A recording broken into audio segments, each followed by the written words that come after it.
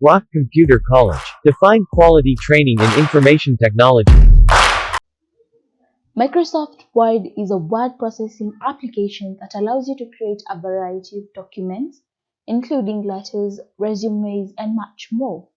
In this lesson, you'll learn how to navigate the Word interface and become familiar with some of its important features, such as the ribbon, the quick access toolbar, and backstage view. Now let's start the Word program. Just go to your search bar, then type Word and click on the Word app to open. Now, when you open Word for the first time, the start screen will appear. And from here, you'll be able to create a new document, choose a template, and access your recently edited documents. Now, from the start screen, locate and select blank document to access the Word interface. Now, this is the Word interface. And at the top here, we have the ribbon. Now, the ribbon contains multiple tabs, which you can find near the top of the Word window. Here they are. The tabs, so we have Insert tab, Design tab, Layout tab, and so on. And each tab contains several groups of related commands. For example, we have the font group, we have the paragraph group, and we have the styles group under Home tab. Now, some groups also have a small arrow in the bottom right corner that you can click for even more options. Now, if you find that the ribbon takes up too much screen space, you can hide it. To do this, click the ribbon display options icon, and we have these three options. Now, first we have auto hide ribbon. Now, auto hide displays your document in full screen mode and completely hides the ribbon from view. Now, to show the ribbon, click the expand ribbon command at the top of the screen, and your ribbon will come back right up. Then we have the second command here is show tabs. Now, this option hides all command groups when they're not in use, but tabs will remain visible, as you can see. Now, to show the ribbon, simply click on any tab, and the ribbon will come back right up again. Then lastly, we have show tabs and commands. Now, this option maximizes the ribbon, and all of the tabs and commands will be visible. This option is selected by default when you open Word for the first time. If you're having trouble finding a command you want, you can use the Tell Me feature over here. Now, it works just like a regular search bar. Just type what you're looking for and a list of options will appear. So let's say I'm looking for the align command.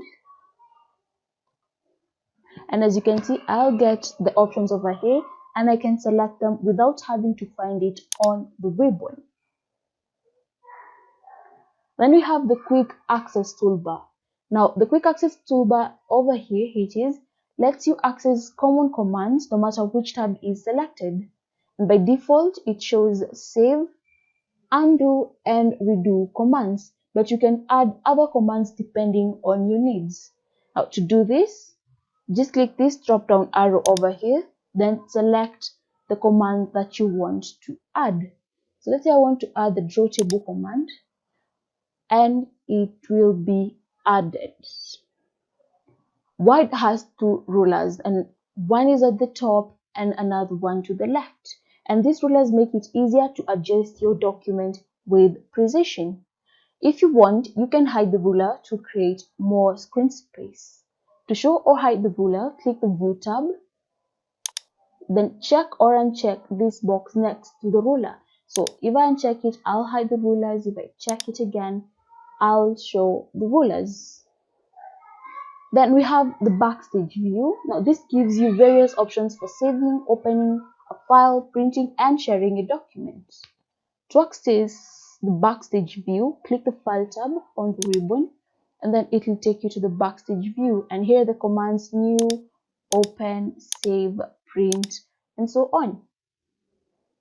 So we'll go back. Then we have view buttons and zoom controls down here. Now, Word has a variety of viewing options that change how your document is displayed.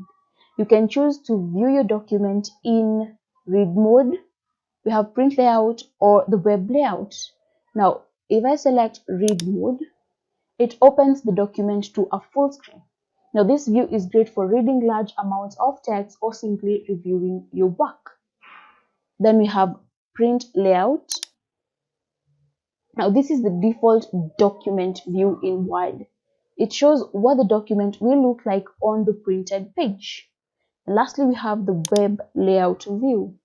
This displays the document as a web page, which can be helpful if you're using Word to publish content online. So I'll go back to the default setting. Then we have the zoom controls. Now to zoom in or out, just click and drag the zoom control slider to zoom in or out of your document. You can also click on these icons, the minus to zoom out and the plus icon to zoom in.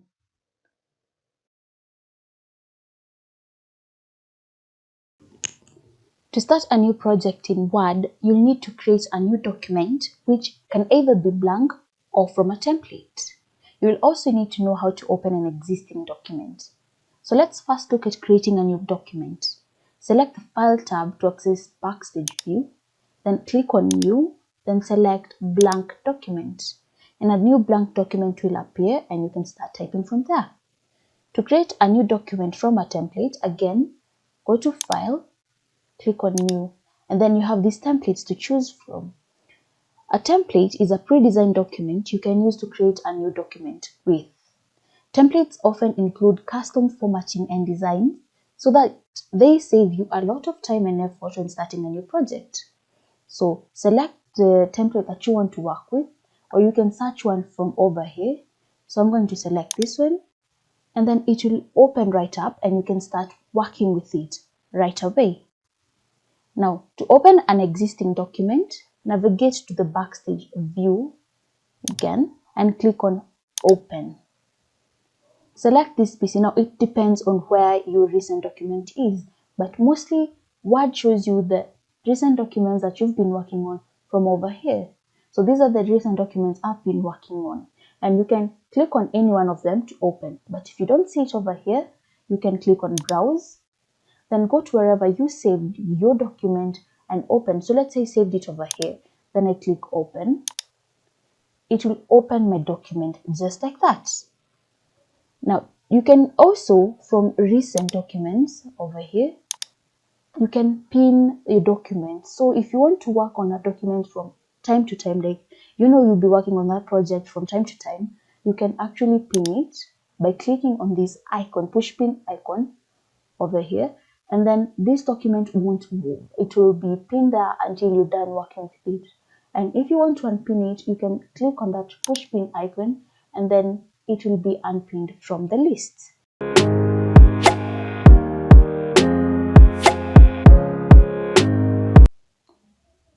When you create a new document in Word, you'll need to know how to save it so you can access it for future use. Now, Word offers two ways to save a file, that is the Save and Save As command. These options work in a similar way with a few important differences. Now with Save, when you save a file for the first time, you'll only need to choose a file name and location that time. After that, you can click the Save command to save it with the same name and location. But with the Save As, it will create a copy of the document while keeping the original. When you use Save As, you'll need to choose a different name and or location for the copied version. So now let's look at how to save a document. So let's say I was typing something here and then I want to save it. This is the first time I'm saving this document. I click on the Save icon on the Quick Access toolbar, and then the Save As panel will appear. If you're saving a document for the first time and then you click Save, the Save As panel will appear. Now it will take you back to this Backstage View. Now here you click on Browse and select where you want to save your document. So let's say I want to save mine in desktop and then give it a name. It's already given itself a name, so I'll leave it that way and click on Save. So if I come and add some more details over here or make some edit, let me add some words.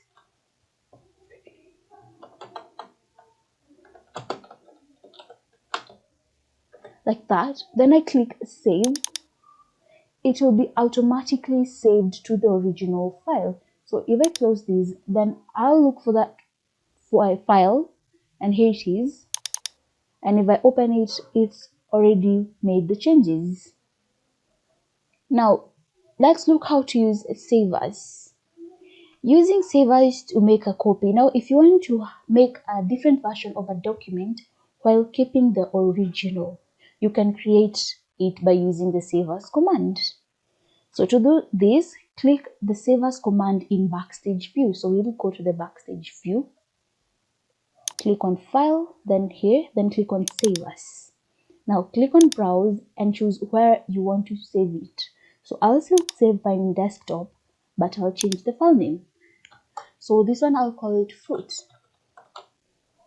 and then click on Save.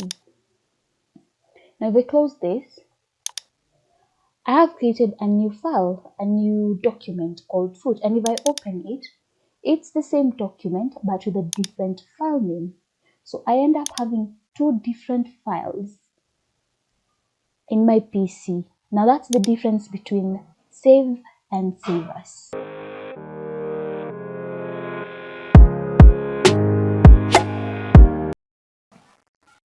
If you're new to Microsoft Word, you'll need to learn the basics of typing, editing, and organizing text. Basic tasks include the ability to add, delete, and move text in your document, as well as how to cut, copy, and paste.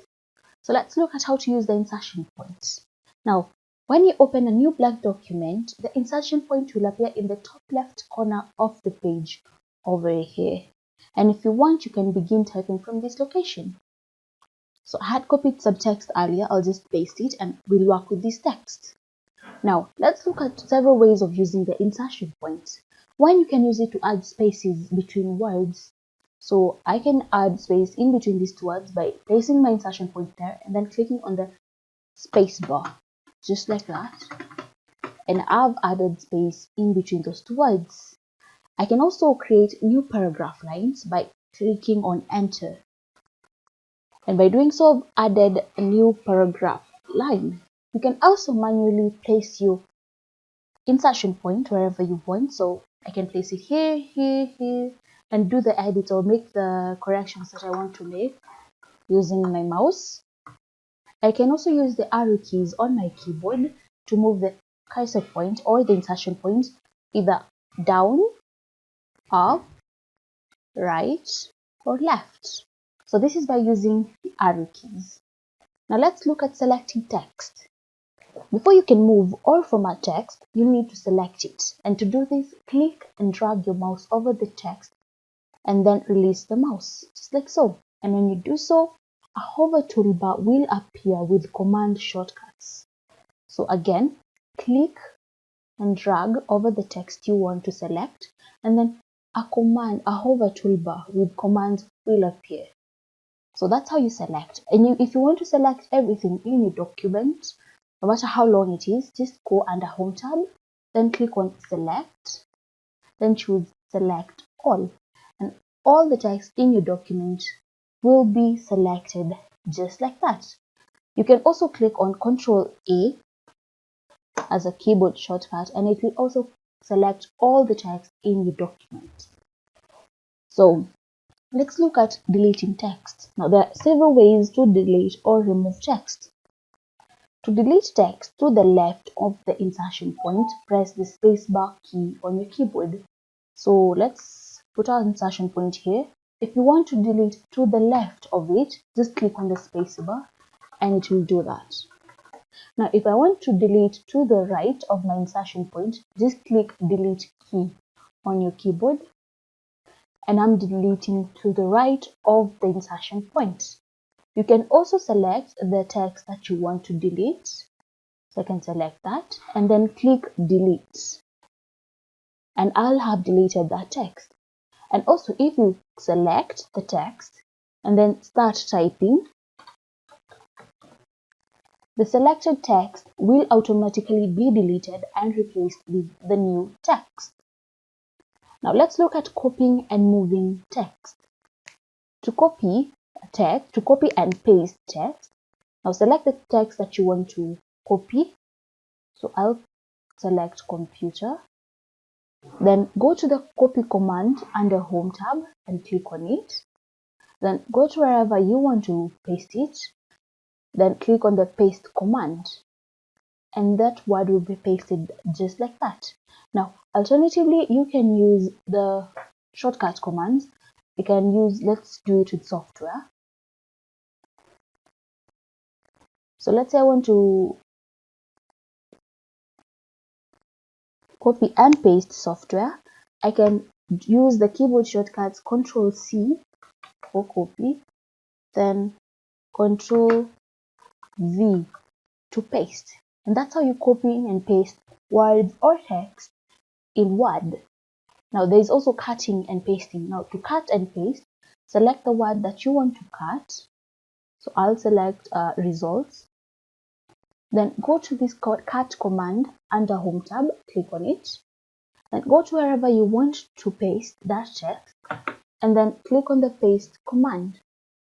And as you can see, I've cut it from this sentence and I've pasted it over here. Now that's how you cut and paste in Word. Now, the other thing that you'll need to know is how to drag and drop text in Word. So select what you want to move. I'll select hardware and software, or just hardware and software. Then drag it using my mouse and place it wherever I want to. So I'll drop it over there. And as you can see, I've dragged it from over here and dropped it over here. So that's how you simply drag and drop in Microsoft Word.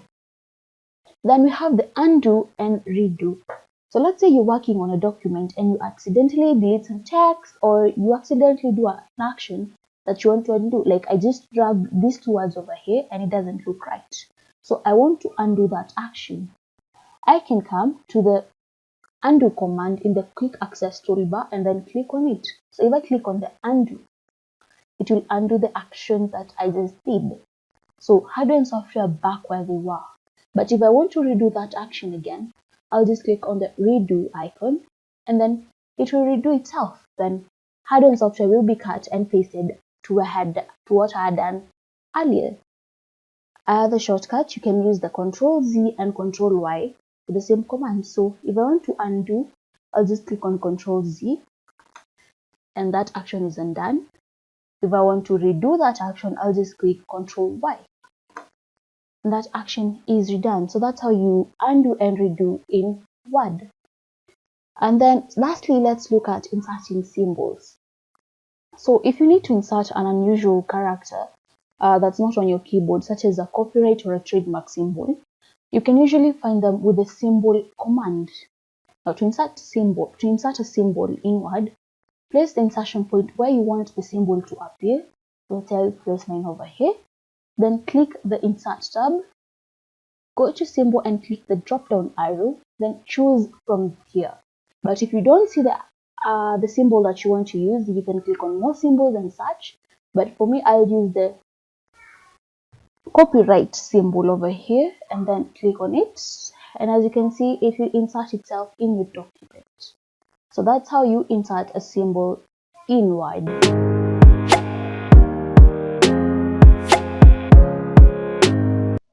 Now let's have a look at working with tables in Word. Now you can use a table to present different information in Word. Let me show you how to insert a table in Word. So go to the Insert tab, then under Table command, click on the drop down arrow. Then you can drag over this table to select the number of rows and columns you want. Then click on it and the selected table will appear on your document. Now that's one way of inserting a table. Another way, let me undo that. Under Insert tab, click on the Table command, then go to Insert Table. Click on that. Now this dialog box will pop up and it will ask you for the number of columns and rows. By default, it has number of columns as 5 and number of rows as 2. Now you can manipulate that however you want. So I'll make them 4 rows and 6 columns, then click OK. And that table will be inserted. Now you will notice that whenever you insert a table in your document, it will come with a Design tab and a Layout tab. Now under Design tab, you can change the style of your table. Now you have the Table Styles group. So if you click on this more drop down arrow, you can choose any table style you want from here. So let me select this one, and as you can see, the header row has been highlighted and the first column has been highlighted. Now if you come over here, you can choose to whether if you don't want that to be highlighted, the header row, you can uncheck this and the header row will be unhighlighted. And if you've noted, let's first uncheck this, the first column. And if you notice, the columns, the rows, they are alternately colored. The colors are not similar, they are alternately colored, and you can that's what we call the banded rows. So you can come over here and uncheck that, and the banded rows will disappear. If you want that, you can check that.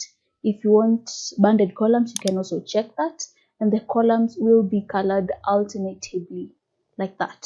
So I will uncheck that since I don't want that, but I'll keep the header row checked. Now this is useful when you want to show the title of a table. It will show that this is where the title is. So that's how you change table styles. Now you can also insert rows and columns in your table. So all you have to do is come over here, then click on this plus icon to add a row. So if I click on that, a new row will be added. Again, if I come over here, there's this plus icon. If you click on it, a new row will be added. Again, if you want to add a column, just come over here, then if you hover your mouse in between these two, you'll see this plus icon. Click on that and a new column will be added. Very easy. Click on the plus icon and a new column will be added. Now that's how we add rows and columns. You can also come to layout tab over here and choose whether to insert above a row, above or below. So let's do this. Let me type something in this row. Then I want to insert a row above this column without choosing this plus icon. So I'll keep my cursor here, then click on insert above under the layout tab. Click on insert above and a new row will be inserted above that row. If I click on this row again and then I click on insert below, a new row will be inserted below that row. So that's how you can also insert rows in using the layout tab. You can also do the same with columns. You can insert them to the left or to the right of whichever column you want. So let's say my cursor is over here. Now I want to insert a column to the right. So I'll just come over here and click insert right, and a new column will be inserted to the right of that. If I come over here again and select insert to the left, a new column will be inserted to the left of that column. Now let's look at delete rows and columns, how to delete rows and columns. So maybe I want to delete this row. So first you have to select it. So this row, you can either select it like this, then right click and then come here and choose delete column, and that column will be deleted. Or you can come over here, then go to this delete command, drop down arrow, then select delete columns. And if I click on that, that column will be deleted. Now if you want also to delete a row, so let's say I want to delete this row, I can highlight it like that, right click and select delete from over here. So I want to delete entire row, so I'll click on that, then click OK, and that row will be deleted. An alternative method, so let me type something in. An alternative method is you place your cursor point in that row, anywhere in that row, then under the delete command in layout tab, I select delete rows, and that row will be deleted. That's how we delete rows and columns in a table. Then we have the cut, copy and paste commands. So I'll show you how to cut, copy, paste rows and columns. Now with this, I have another table over here. So these are different table. I created, and I want to show you how to cut, copy, and paste. So let's say I want to cut and paste this column over here. So I'll just select it like that. Then you can do it using these commands over here, or you can use shortcuts. So I'll click on cut, and as you can see, it's been removed. Then I'll bring my cursor point over here, then click on the paste command, and it will be pasted at the end of that table, just like I wanted. Now, if I want to copy and paste any column, and you can also do this with the rows. So I'll copy this. So again, I'll select it, then click on the copy command, or use the shortcuts Control C. Then come over here, there's my insertion point over there, then click on the paste command, and it will be pasted. Now you see I have two columns with the same information. That's how we copy and paste in a table. Now let's say you want to delete a table. You want to delete the whole table. Now we'll go back to the first table that we had. I want to delete the whole of this table. It's very easy. Just come to the delete command and then select delete table, and that table will be deleted all at once. So let's go back to our other table over here and look at how to resize rows, columns in a table. Let's look at how you can resize this. So I want to resize this column. Now you can do it manually by placing your cursor point in between this line, on this line, then dragging it. So I can do that. You see, you can resize it that way. I can also do it with the rows. So that's one way of resizing. Another way, you can come under Layout tab. Then we have the height and width commands over here. So if I place my cursor point over here, then I increase the height of that row. As you can see, it's becoming bigger, and I can also reduce if I want to. So that's one way of that's another way of resizing a row. Now let's say I want to resize this column, so I'll come to the width command. If I reduce it, it will become smaller. So you can also resize from here. Now doing this is a lot of work. You may want to resize the rows so that all the rows are of the same measurements, all the columns are of the same measurements. So what you do is you place your cursor point anywhere. So I'll place mine over here. Then if you want all your rows to be of equal size, select on distribute rows. And as you can see, all my rows have been equally placed. They have the same equal size. They have the same height. I'll do the same for the columns. So I'll make this a bit smaller so that you can see the change. Now as you can see, this one is a bit smaller. But if I come here and click on distribute columns, they'll be of equal size. So that's another way of resizing the rows and columns in your table. Then we have the out of it command over here. So let's say like this number, this letter, phone number, the text, I want it to fit in that cell. So I'll just place the cursor point there, go to out of it command, then out of it contents. And as you can see, it will fit that cell properly. It will increase its width, and then it will fit in that cell. Now again, let's say you want to merge cells. So I want to merge these cells so that it can be just one cell, but I'll do it with this one. Okay, so what you do is you select that cell like this, then you come to merge command. Here there's merge cells. Under the merge group, you have merge cells command. Then if you click on that, the cells will be merged. As you can see, I only have one cell over here. Again, maybe you want to split cells. I want to create some rows and columns in a cell. So I'll come to this cell, then come to split cells. Then it will ask me the number of columns and rows I want. So I'll leave the columns at 2 and add the rows to be 2. Then click OK. And as you can see, I have 2 columns and 2 rows. Here they are, 2 rows, 2 columns. in that cell, in just that one cell. I'll do that with this one. I'll place my cursor point in the cell that I want to split, then click on the split cells command. Then over here are the number of columns I want and the number of rows I want, then click OK.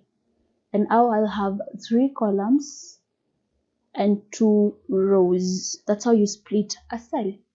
Again, you can also split a table. So splitting a table, it will leave you with 2 tables, 2 parts of a table. So if I place my cursor point over here, then I click the split table command, I'll have 2 tables. The upper part will form a table and the lower part will form its own table. Now let's undo that. And then let's say I want to break it from here, from underneath. So I'll place my cursor point over here again and then click on split tables. And as you can see now, from underneath all the way to go all the way downwards, it will form a different table. And over here from name all the way to Abby, it's a different table. So that's what splitting table does to your table.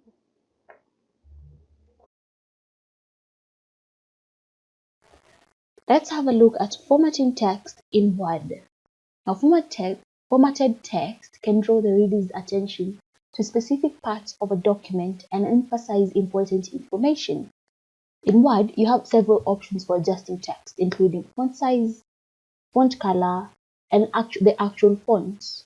You can also adjust the alignment of the text to change how it is displayed on the page. So let's look at changing the font size, and I'll be changing the font size of my title, this one. So what you do is select the text that you want to modify. Then on the Home tab, click on the font size drop-down arrow, and then from here, choose the font size that you want. So let's say I'll go with 36. And by doing so, I've changed the font size. You can also come in here and type in the font size that you want. So if I type in 32, then click enter, the font size will be reduced to 32, just like that. You can also use the grow font and shrink font commands. Now these are over here. So if I click on this, my font will grow and it'll be bigger. But if I click on this icon, it will shrink and it will be smaller, just like so. So I'll leave mine at that. And I'm satisfied with how that looks. Now let's look at changing font color. You can actually change the font color by first selecting the text that you want to modify. So I'll still work with the title. Then under Home tab, come over here to the font color box. Then click the drop down arrow. And you can choose from the theme colors that you have over here. And if you don't find the color that you want over here, you can click on more colors. Then this will pop up. And then from here, you can choose whichever color you want. So I'll go for that color, click on OK, and then it will be applied, just like that. You can also change the font of your text. Now to change the font of your text, again, select the text that you want to modify. So I'll select the title. Then on the Home tab, click the drop down arrow next to the font box. So this is the font box, click the drop down arrow. Then you can choose any font you want from over here.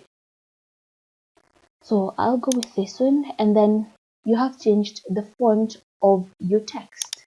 So there are many things you can do with text in Word. You can change the color, the size, and even the font, as we have seen. But now let's look at how to use the bold, italic, and underline commands. Now here they are, the bold, italic, and underline command. So you can select the text you want to modify. Again, select by clicking and dragging your mouse over the text. Then click on the bold command, and then your text will be bold. If you click on the underline command, your text will be underlined, just like mine. If you want your text to be italicized, let's say I want to italicize these first few lines, I can select them, then click on the italics. And as you can see, that whole paragraph has been italicized, just like that. So another thing that you can do with Word is to change the text case. So if you've noticed, my title is not in uppercase, it's in mixed cases. but you can actually select it and you don't have to retype the text. So just select the text, then come over here and select uppercase. Now the other choices, there is sentence case, there is lowercase, there is uppercase, the one that I want to go with, there is capitalize each word, here you go, and there is toggle case. But for me, I want to do is put it on uppercase, just like that. And you've changed the case of your text. Now you can also highlight text. So let's say you're going through your document and then you realize you've made a mistake and you don't want to make that correction right then. You want to go and research about it, then come back and make your corrections. You can actually highlight it. Then when you come back to finishing your document, you can work on that highlighted text. So to highlight, just select the text you want to highlight. Then this will appear. Click on the drop down arrow on the text highlight color and choose the color you want to highlight with. So I'll choose red, and just like that I've highlighted those words. So when I come back to my document and then as I'm going through I see this red, I'll be reminded that I need to make a correction over here, and it will be easy to point it out and make the correction. Now let's look at how to change text alignment. By default, Word aligns text to the left margin in your documents. However, there may be times when you want to adjust text alignment to the center or to the right. So what you'll do is select the text you want to modify. So let's say I want to modify the whole document. I'll select all the text. So under Home tab, I'll come to Select, then click on Select All. Then under Paragraph, we have the left alignment, which we're currently on, the left alignment. Then we have the center alignment, we have the right alignment, and we have justified. So you can change to whichever you want. So I'll put mine on justified, and there we have it. Now it's how you change the text alignment in your documents.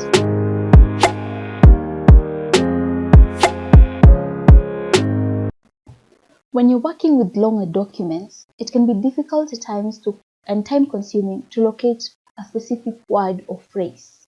Now, Word can automatically search your document using the Find feature, and it also allows you to quickly change words or phrases using the Replace feature.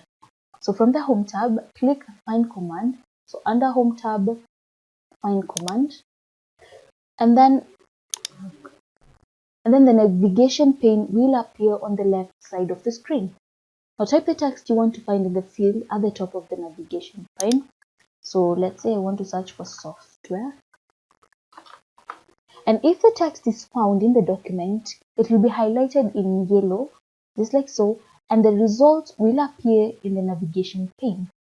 Alternatively, you can click one of the results below the arrows to jump to it. So if I click on this, it will take me to the fourth appearance of that word in my document, and then I can make the changes that I want, or I can have a look at it. Then you can get more options if you click this drop down arrow, then you get more options from here. So once you're done doing whatever you want, you click this icon to close, just like that. Now let's look at using the Replace feature. Now at times you may discover that you've made a mistake repeatedly throughout your document, such as misspelling a name, or that maybe you need to exchange a particular word or phrase for another.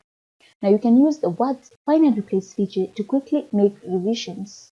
So from Home tab, click on the Replace icon or command. Then the Find and Replace tab will appear. Here it is, it's a dialog box. It will appear. Now you can type the text you want to find in the Find What box. So let's say I want to find the word task. Then in the Replace with box, I type the word that I want to replace it with. So let's say I want to replace it with chore. So then click on Find Next, and it will show you the first appearance of that word. If you click Find Next again, it will tell you whether there is more options or it was the only one. So for my In my case, I only had one appearance of it, so I'll click on no because there's only one appearance of that word. Then click on replace. It will ask you whether you want to continue, then click on yes, and then it will replace that word with the one that you chose. So if I close this is the word. Previously it was task, but currently it's chore. So that's how you find and replace words in Word, just like that. Let's look at how to indent text or paragraphs in your document. Now, once you've done your document, you've typed your document, maybe it's a letter, and you want to make it more appealing, more attractive, you might want to indent the first line of a paragraph. Now, before you do that, make sure your rulers are visible since they come in very handy when it comes to customizing the indents. So go to View tab, then check the box next to the ruler and make sure that the rulers are showing. Now, to insert an indent in the first line of a paragraph, just place the cursor at the beginning of that line, then click on the Tab key. And as you've noticed, this little hanger, this mark over here, moved half an inch when I pressed the Tab key. So that's the first line indent. Now you can also use this to customize a document. Now what you have to do first is select the part that you want to customize or add indents to. Then here we have the first line indent. What it does, it indents the first line of every paragraph, just like that. Then we have over here we have the hanging indent. So what it does, it moves all other lines except the first line of a paragraph. Then we have the left indent. What it does, it moves all the text to the left of the document, just like that. Then we have the right indent marker over here. Now what this does, it moves all the text to the right of your document, and this is very helpful if you want your document to be a little bit narrower. So I just wanted to indent the first line of my paragraph, so everything back and then just indent the first line using the first line indent marker, just like that. And as you can see, now my document looks more appealing and more traditional.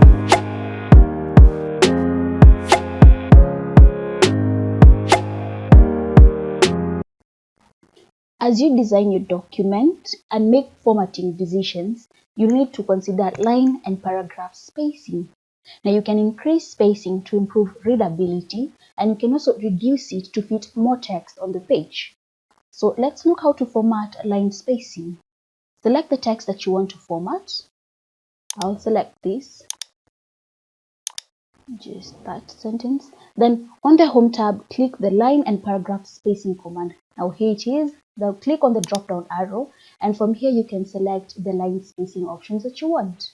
So I can choose 1.5, and as you can see, I've changed the line spacing.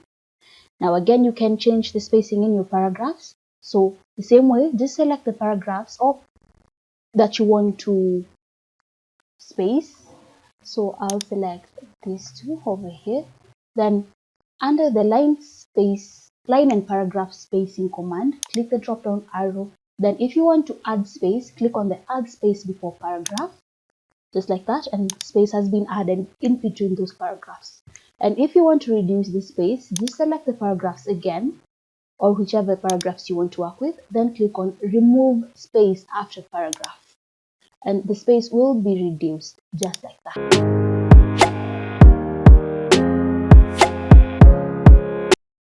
Bulleted and numbered lists can be used in your documents to outline, arrange, and emphasize text. Now, in this lesson, I'll teach you how to modify existing bullets, insert new bulleted and numbered lists, and select symbols as bullets. Now, to create a bulleted list, select the text that you want to format as a list. So I'll select this. Then on the Home tab, click the drop down arrow next to the bullet commands. So click on the drop down arrow. Now from here you can choose any kind of bullet that you want to use. So let's say I choose this one, then click on that one. And if you click on that, the text will be formatted as a bulleted list. Now, when you're editing a list, you can press enter to start a new line, and the new line will automatically have a bullet or number. So I've bulleted this list and I want to continue adding to it. Just click enter and it will come with a new enter icon, a new bullet icon over here. But if you've reached the end, then you want to stop formatting it as a bulleted list, just click enter twice. And you see the bulleted list will stop from there.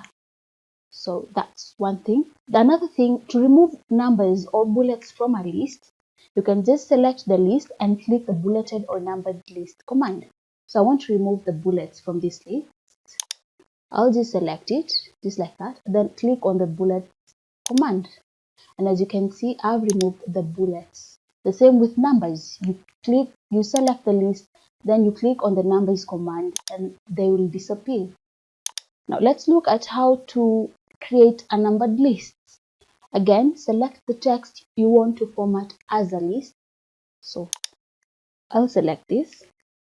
Then on the home tab, click the drop down arrow next to the numbering command. This one. Now you can choose the type of numbering that you want. You can do it in Romance, letters, in any way that you want. So select whichever it is. Then as you can see, I've numbered my list. Again, if I want to remove the letters or the numbering from my list, just select the text. Then click on this icon, the numbering command icon, and the numbering will be removed just like that. Now you can customize your bullets, so you can use symbols as a bullet. And to do this, select the list that you want to format. So again, I'll select this. Now on the home tab, click the drop down arrow next to the bullets command over here. Then select define new bullet. Now from here, you can click on symbol, then choose from the symbols that you see over here. Now you can choose any symbol that you want. So you can also change the font from here. So if I click on this, I can change the font that I want to work with from here. You see, there are many fonts, there are lots of fonts that you can work with. So you can change. I'm going to use Wingdings. Then I can select the type of symbol that I want to use as a bullet. So choose any. Let's say I'll choose this one. Then click on OK. It will give you a preview of how that will look like. Then click OK.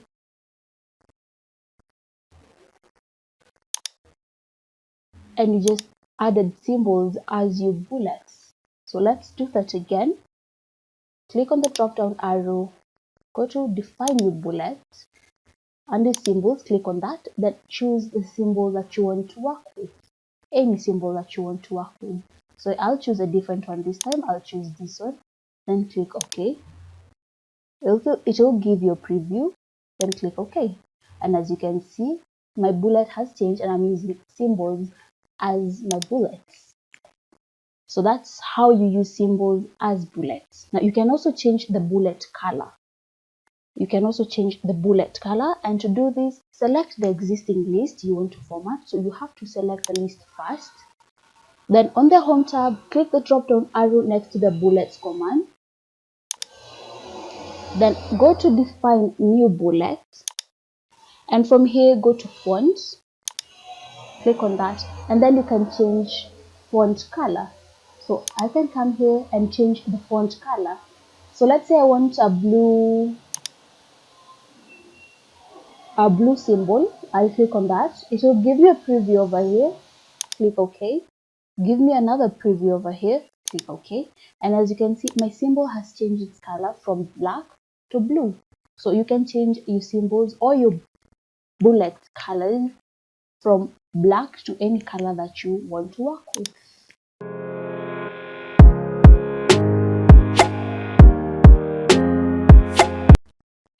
Word offers a variety of page layout and formatting options that affect how content appears on the page.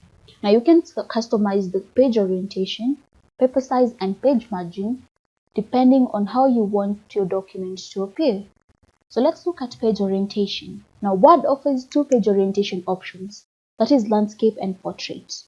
Landscape means the page is oriented horizontally, while portrait means the page is oriented vertically. Now let's look at how to change page orientation. Select the Layout tab, then on the Page Setup group, click on the Orientation command, then choose the orientation that you want. So currently it's on Portrait, then if you want you can change it to Landscape, and it will change its orientation to Landscape. Take it back to Portrait, and that's how it will look like. Now let's look at page size. Depending on your project, you may need to adjust your document's page size. Now to do this, under the Layout tab, on the Page Setup group, click on Size. And from here you can choose any size that you want. You can work with an A3, you can work with an A4, you can also work with an A5, just like that. Now you can also change page margins. Now a margin is the space between the text and the edge of your document, and you can format page margins in your PC. To do this, select the Layout tab again. So under Layout, click on Margins, and from here choose the margin that you want to work with. So I can choose moderate. So first I'll take this back to the portrait, then the size my original document. Then under margins I can choose what I want to work with, and you can see it changes the size. The margin size, I can do mirrored, I can do office, and you can see the changes that have been made. So I'll put mine back to normal, and that's how you change margin size in your documents.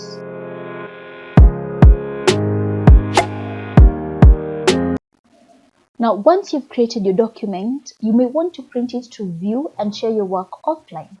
Now it's easy to preview and print a document in Word using the print pane.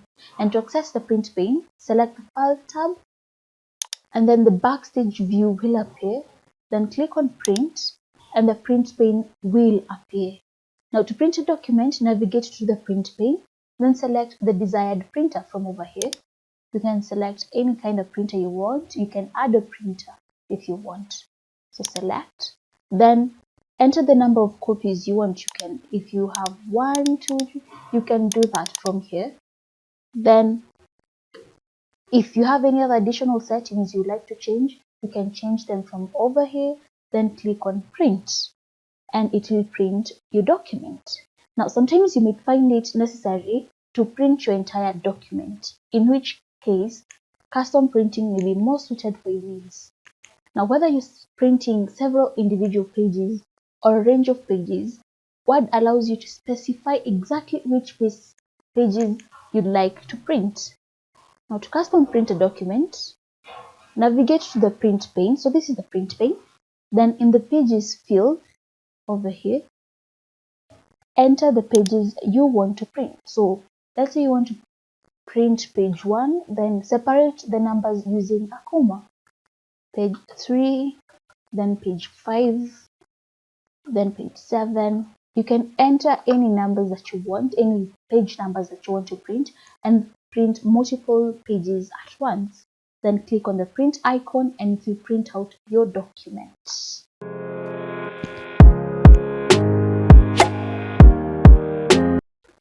When you're working on a multi-page document, there may be times when you want to have more control over how exactly the text flows. Breaks can be helpful in such cases, and there are many types of breaks to choose from depending on what you need, including page breaks, section breaks, and column breaks. So let's look at how to insert a page break. Place the insertion point where you want to create the page break. So I'll place mine over here. Then go to Insert tab and click Page Break. Click on the Page Break command, and as you can see, the text will be moved to the other page, just like that. And by default, breaks are invisible. So if you want to see the breaks in your document, click the Show and Hide command under Home tab. So under Home tab, this is the Show and Hide command. So if you click on that, it will show you that you've inserted a page break over here. Now you can hide it if you want. So that's how you insert a page break. Now let's look at section breaks. Section breaks create a barrier between different parts of a document, allowing you to format each section independently. For example, you may want one section to have 2 columns without adding columns to the entire document. Now let's look at how to insert a section break. So let's say I want to insert my section break over here. So place the insertion point where you want to create the break, and then on the page layout tab over here, click on breaks command, then click on the drop down arrow. Then from here, choose whichever break you want to use. So I'll use continuous. Now this allows me to edit this document, and then the changes made on one side of the document will affect the others. So let's say I want to add columns to this side of the document. I'll just go to columns, then click on 2. And as you can see, the lower part of the document will be divided into 2 columns, just like that. While the upper part of that document will remain the same. It will remain untouched. So that's how you insert a section break. Now, you can also delete a break if you want to. Now, by default, again, breaks are hidden. And if you want to delete a break, you will first need to show the breaks in your document. So under Home tab, click the Show and Hide command, and then it will show where your page breaks are. So that's one. I have another section break over here. So far, I've inserted only those 2. Now, select or locate the break you want to delete. So let's say I want to delete this, and place your insertion point at the beginning of that break. Then press the delete key, and that break will be deleted just like that.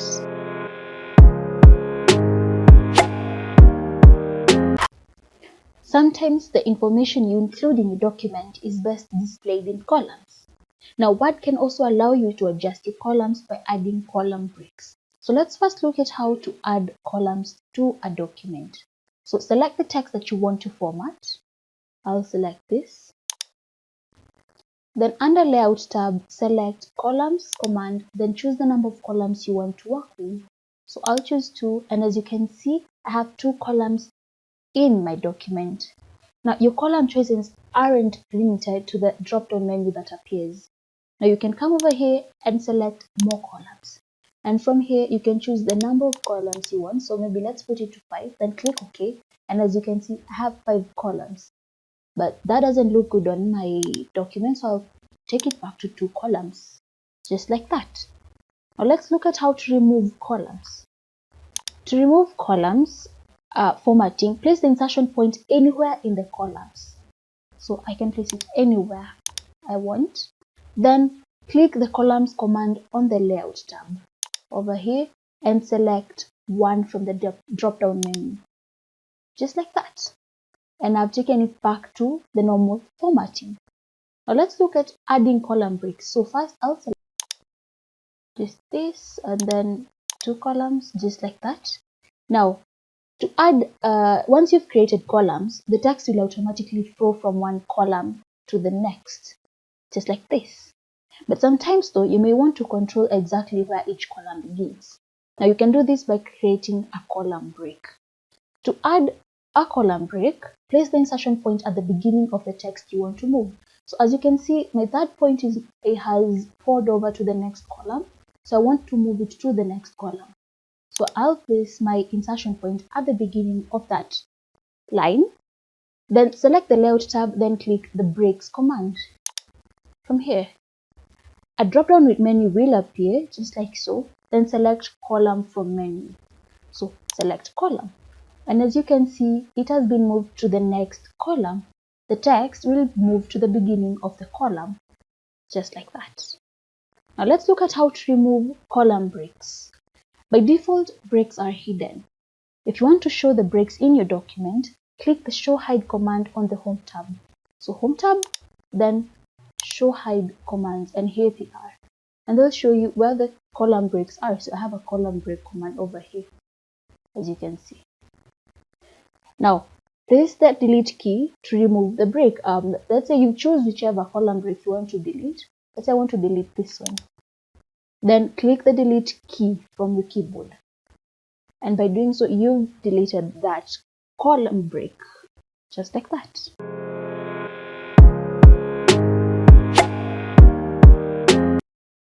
Let's look at how to use headers and footers in a document. Now, the header is a section of the document that appears in the top margin, while the footer is a section of the document that appears in the bottom margin. And they contain additional information such as page numbers, dates, and authors' names, and footnotes. Now, to create a header or footer, double-click anywhere on the top or bottom margin of the document. So in my example, I'll double-click at the top, and then it will appear, the header or footer will open, and a design tab will appear on the right side of the ribbon, so you can see it. Then the insertion point will appear in the header, just like mine. Type the desired information. I'll type the author's name.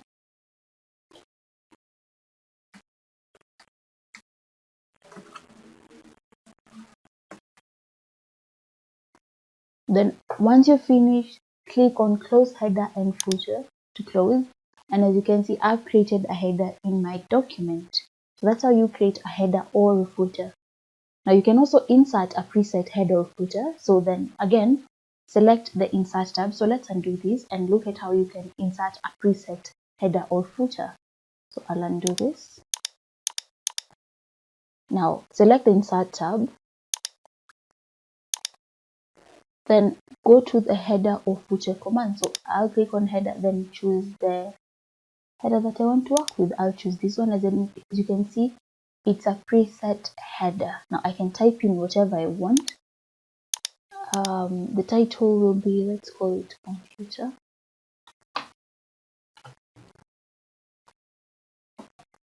Then once you're done, you can click the close header and footer command, and the document title will have changed. Now you can also edit your headers or footers if you want.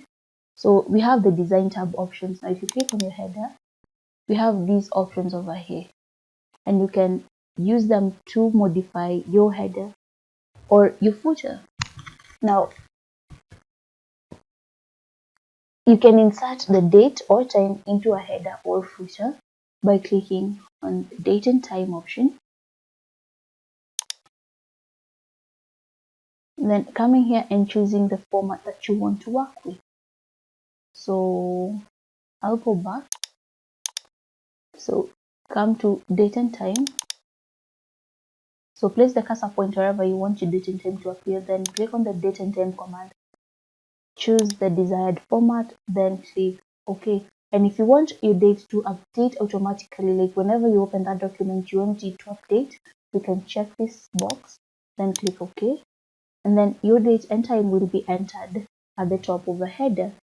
So that's how you enter date and time into a header or a footer if you wish to put your date in a footer.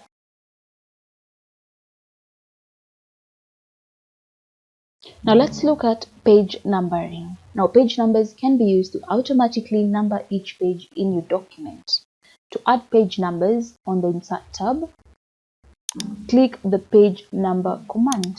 Then you can choose whether you want it to be at the top of the page, bottom of the page, or at the page margins. So I'll select top of the page, then choose option number 2. And then once you're done or satisfied, click the close and header footer command. And as you can see, all your pages will be numbered in your document. Now, you can also insert a page number to an existing header or footer. Now, if you have a header or footer, just double click on it.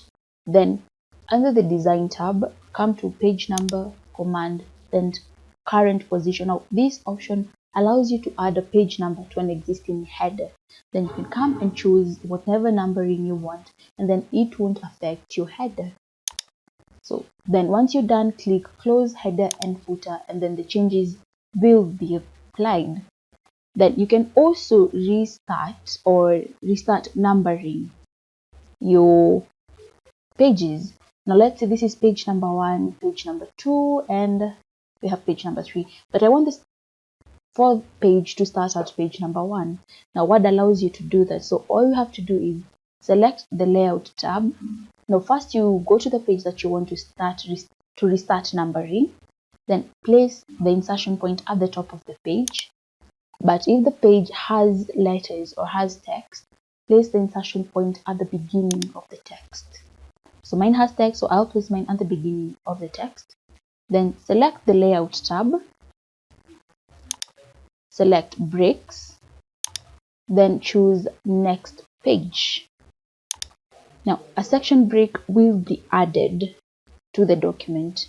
Now double click the header or footer containing the page number you want to restart. So I'll double click on that. Then click the page number command in the menu that appears. Now this is the drop down menu that will appear. Then click on format page numbers.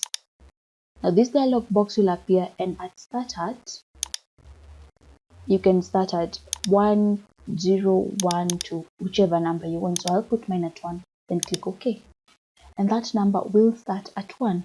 Then close the header or footer, and as you can see, this page will start from 1.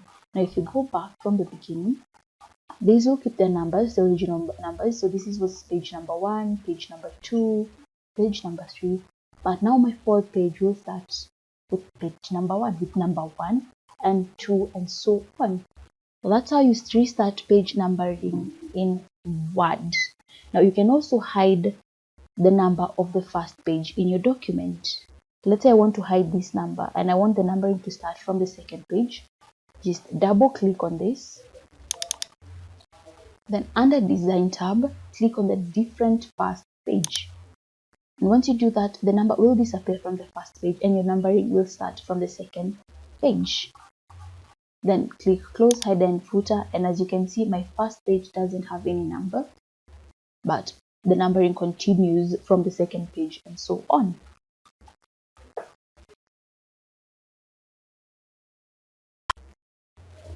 Adding pictures to your document can be a great way to illustrate important information and add decorative accent to existing text. To insert a picture from a file, first place the insertion point where you want the image to appear. I'll place mine over here. Then select the Insert tab on the ribbon. Then click the Pictures command. Then this will pop up, and from here navigate to the folder where your image is located. So mine is over here. Then select the image, click Insert, and the image will appear in your document. Now to resize an image, click and drag one of these corners, the corner sizing handles over here, and you can make it smaller, larger if you want to. You can resize it just like that. And if you want to stretch it horizontally or vertically, you can use the side sizing handles, these ones. So you can stretch it this way or this way, just how you want it. So that's how you add, and that's how you insert a picture in your document. Now when you insert a picture from a file, you'll notice that it's difficult to move it exactly where you want. I can't move it anywhere at all actually. I can only resize it, but you can't move it. Now this is because the text wrapping for the image is set to inline with text. Now to wrap text around an image, select the image you want. So this is the image that I want to wrap text around. Then the Format tab will appear, and here it is. So this is the Format tab. Click the Wrap Text command. Then from here choose, now for me I'll choose in front of text, and my image will appear in front of text, and now I'm able to move it around. So I wanted to place it over here, I can place it here, here, or anywhere in the document, anywhere that I want to. I can place it down here, then resize it, make it larger, smaller, so that it makes moving the image very easy. Now all you have to do is go to wrap text, then change the format. Originally it's in line with text, but you can use in front of text or behind text, and then you'll be able to move your image to any place, any part in your document.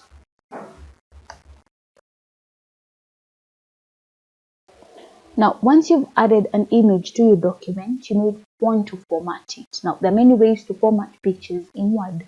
So let's first look at how to crop an image. Now select the image that you want to crop. So this is the image I want to crop. Then the Format tab will appear. Here it is. That is the Format tab. Then click on crop command, and then these crop handles will appear. Now you can crop out any part of that image that you don't want. So I'll crop mine out a little bit, just like that. And then once you're done, click the crop command again, and the selection will be cut. Just like that, the image will be cropped. Now you can also crop an image to a shape. So select the image you want to crop, then click on it. Then on the Format tab, so the Format tab will appear once you've selected the image. Just like that. Hover, click the crop command, then the drop down arrow, choose crop to shape. Now you can choose whatever shape you want to crop your image to. So let's work with an oval. And as you can see, my image will be turned into an oval. It will be cropped into an oval, just like that. Now you can also add a border to a picture. It's very easy to add a border to a picture. Now, under the Format tab again, click the Picture Border command. Now that's over here. Then you can choose the color that you want. You can choose the weight of the border. And you can choose whether you want it to be in dashes, just like this. So let's choose, I'll go with this. Then come back and choose a different color, like that. And that's how you add a border to a picture, just like that. Then we have some options over here. We have corrections. This command, you can use it to sharpen or soften the image to adjust how clear or blurry it appears. So you can sharpen or soften for here. Then you can also increase the brightness or contrast of the image. And if you hover over one, you can see the preview on your document, just like that. You can choose whatever you want to work with, click on it, and it will be admitted to your image. Then we have the color command.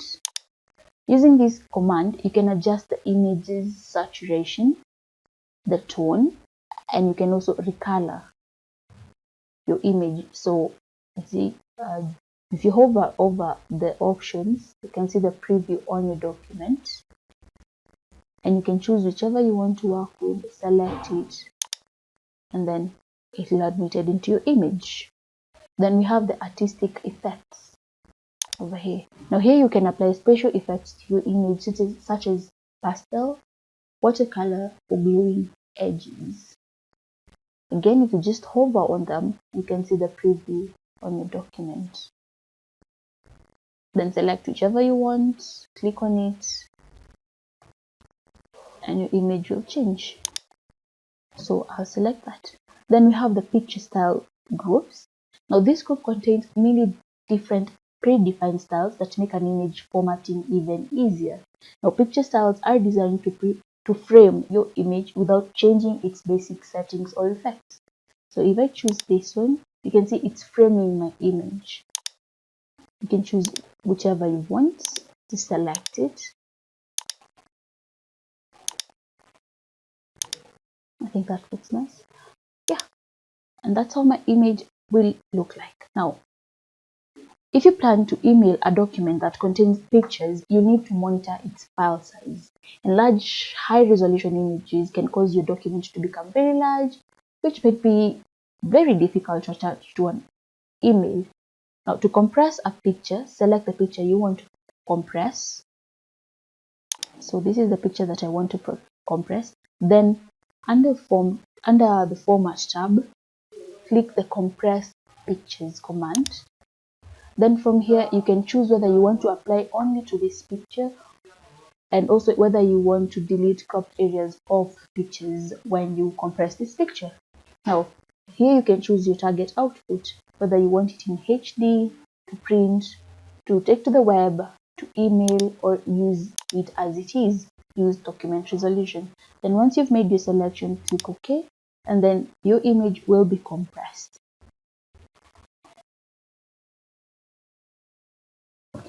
Now you can add a shape to your document to make it more appealing or to deliver a certain message. And to insert a shape in a document, you go to Insert tab, click on the shapes command. Then from here, choose whichever shape you want to use. So I'll choose this banner, then drag it out on your document, and there it is. Then you can also resize the shape. You want it to be a bit smaller, you can shrink it down, you can enlargen it. You can resize it using these sizing handles at the corners, at the edges, just like that. And you can also add more than one shape. So I'll add another shape and then search tab, shapes, then I'll choose heart, then drag it out on your document, just like that. Then you can resize it again if you want to be smaller, larger, whichever way you want it to be. You can resize it using these sizing handles, just like that. Now let's look at how to change the order of shapes. Now you notice the heart comes before the banner, but I want this heart to go behind the banner. So just select the heart, the shape that you want, then right click on it. Then we have two options. You have bring to front, that is if you want to bring an image or that shape, a shape to the front, and if you want to send it to back, there's the send to back command. So click on send to back, and then the heart shape will go behind the banner, as you can see. Now if you want to do that again, just right click on it, then choose the send to back, and that shape will go to the back of the other image, or the other shape that is. So I want to bring it to the front, so that's what I'll do, and that's how you change the ordering of an image. Now you can also change the shape style. So if you select on the shape, I've selected the banner, then under format tab we have the shape styles over here. Click the more command, then we have different shape styles to choose from here. I click on that one, that's the one we originally had. I have this one, there are many, there's this one. You can do whatever you want with those shapes. And also you can change the shape fill color. Again, select the shape that you want to change fill color. I'll select the heart. Then under the shape fill command, click on the drop down arrow, then choose the color that you want. And if the colors that you want are not here, you can click on more fill colors, then come here and choose whichever color you want. I want something like a light pink. Click on that, and that's how you change the shape fill color. Now you can also change the shape outline. So I'll click on the banner, then the shapes outline command, click on the drop down arrow, then change the color of the shape outline. You can change the weight of the shape outline from here. So this is the one I want to create, then weight. You can choose whichever one you want. Then work with that. Now you can see we've just increased the weight of the outline in our heart image, in our heart shape. You can choose whether you want it to be in dashes. That you can actually do whatever you want. Change the color. You can actually choose to work without an outline. And then there we have it. That's how you change the shape outline. And now you can also add shape effects. So if I choose the banner, then go to the shape effects command, click on the drop down arrow. Then we have presets over here. You can hover on each one of them, and then you'll see the preview, the changes. Like you can see what that has done to this. There are more. You can add shadows, inner shadow, and outer shadow. You can add a glow, just like that. Now that's how you change shape effects. And now you can change one shape to a different shape. So select the shape that you want to change. I'll select the heart. Then under the format tab, there is edit shape command. Click on the drop down arrow, then hover over the change shape command, then choose whichever shape you want to change to. So let me change it to this one. And as you can see, my heart shape has changed to this star shape, sun-like shape. And that's how you change the shape, the you convert one shape to a different shape. So just select the shape that you want to change, go to edit shape command, click the drop down arrow, hover over the change shape command, then choose whichever shape you want to change it into. So I can choose this little cloud, then that's how you change the shape.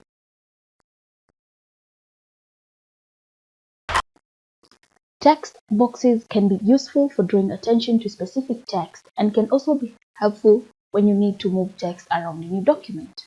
So let's look at how to insert a text box. Select the Insert tab, then click on the text box command, then choose Draw Text Box.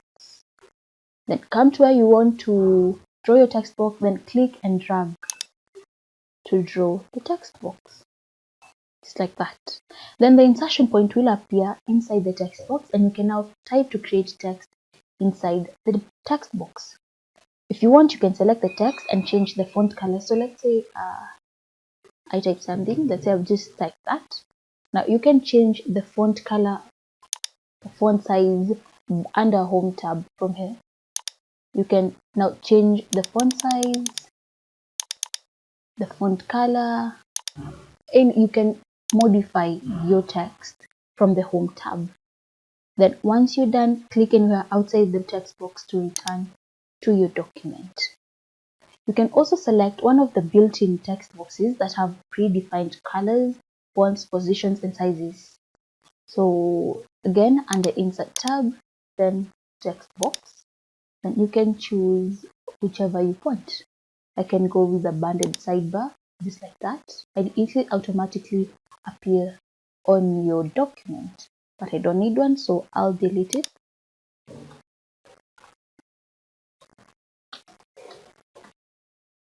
And then I'll remain with this one that I drew.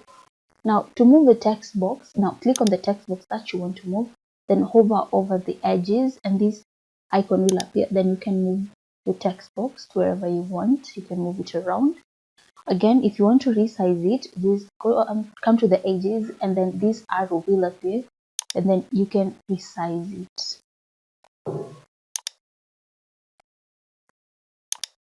You can modify it however you want using these arrows, like that. So that's how you resize a text box. Now you can change the shape style or you can modify your text box. To do that, select the text box, then go to the Format tab. Here we have the Format tab. Then we have Shape Styles over here. Then these are the shape styles, and then you can choose whichever shape style you want. And there are multiple choices to work with. You can go with that one, whichever you want. And your text box will appear in the desired style. So I leave mine like that, and that's how you modify or you change the shape style of your text box. There may be times when your document has multiple objects such as pictures, shapes, or text boxes, and you want to arrange them in a way that you want. So you can do that by aligning, grouping, and rotating them in various ways. So to align two or more objects, just select the object. So hold down the Shift key. So I'll select that one, then hold down the Shift or Control key, then click on the other object, and they are both selected. Then under Format tab, go to the Align command, and from here you can choose whether to align left, to align center, or to align right, like that. Now you can also group objects. Let's say you want to resize them or move all those objects at the same time. Now again, select them by holding down the Control or Shift key. Then under Format tab, click on the group command, then group.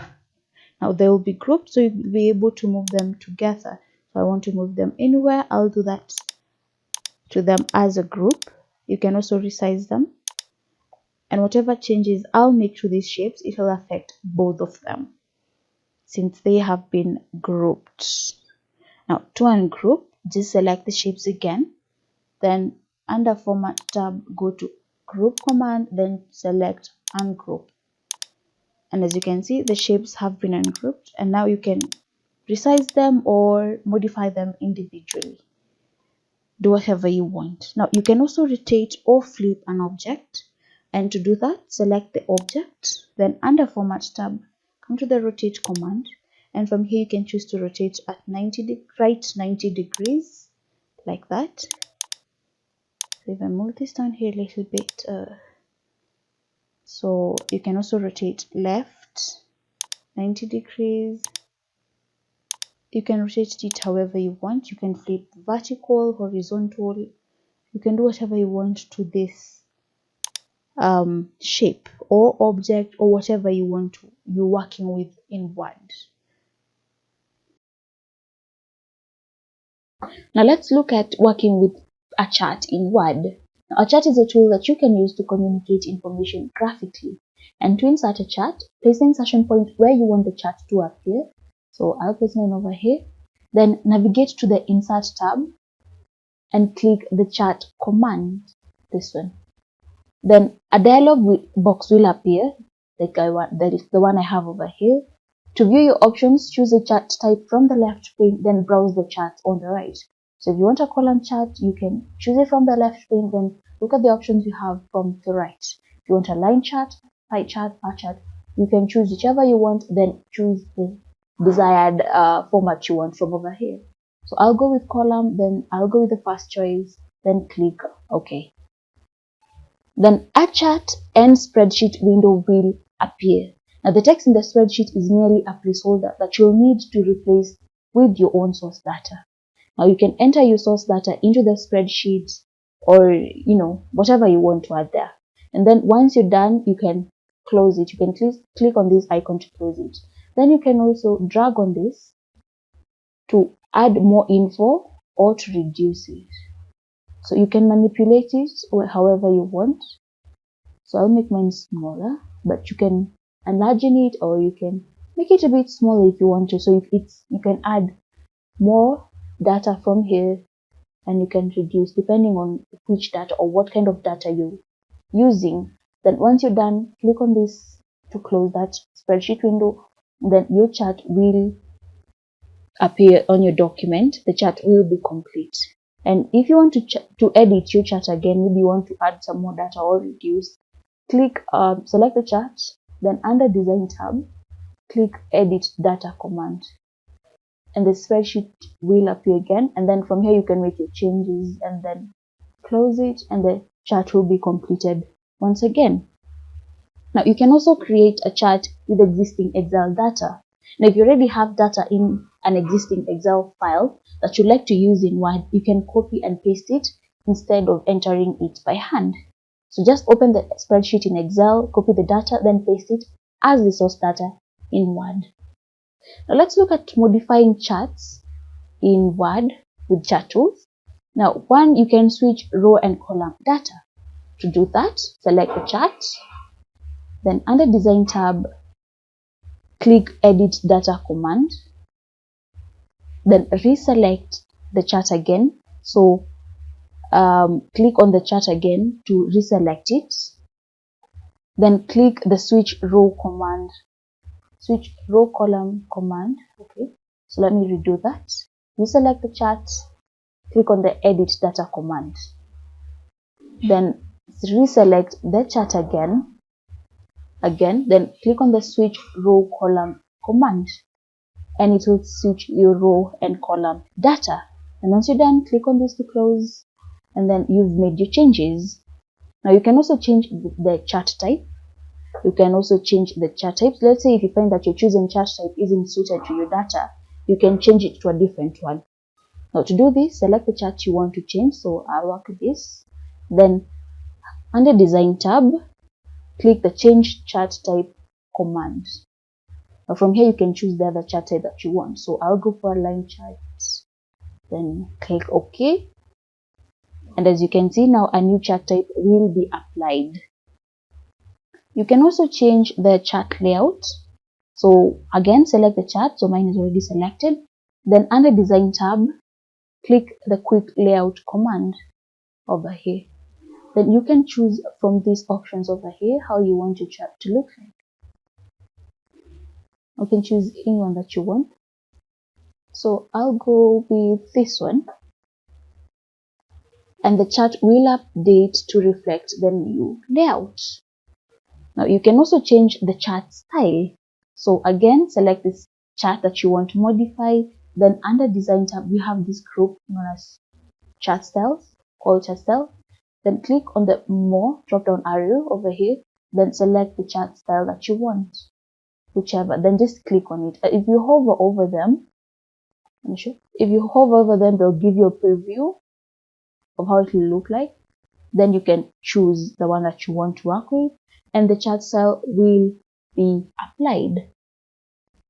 Now for even faster customization, use the formatting shortcuts to the right of your chart, these ones over here. So like this one will help you change the layout options. This one will help you change the chart elements. This one will work on the chart styles, while this one works on the chart filters. So it makes customizing it very easy. Now let's look at applying and modifying styles. A style is a predefined combination of font style, color, and size that can be applied to any text in your document at the same time. So to apply a style on your document, select the text that you want to format or place your cursor at the beginning of the line. So I'll place mine over here. Then in the styles group on the home tab, click on the more icon, then choose the style that you want from over here. And if you hover over them, you will see the previews. So I'll select this one, then the text will appear in the desired style, just like that. Now you can also apply a style set. Now style sets include a combination of title, heading, and paragraph styles. So from the design tab, come to the design tab, then we have the document formatting group over here. Click the more drop down arrow, then choose from this. So let's say go for this one, and as you can see, it's been set, it's been applied to my entire document. Now you can also modify a style. So if you come to home, under home tab, let's say I selected this style, okay? Then I want to modify that style. Just right click on that style, then click on modify. Then from here, you can change the font size, the font type.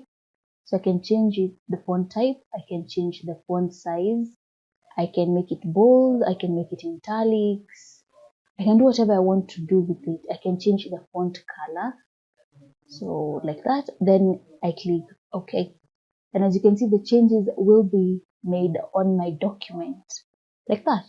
And you can also create a new style.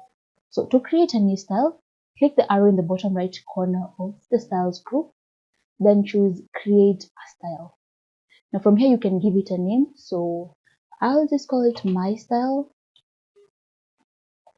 then modify. Now from here you can choose the font that you want. You go with that, the font size, the font color, go with the greenish look. Then you click OK once you've made your changes, and as you can see, my changes have been made. Now the new style that I've created will be applied in your document, and the new style will also appear in the styles group.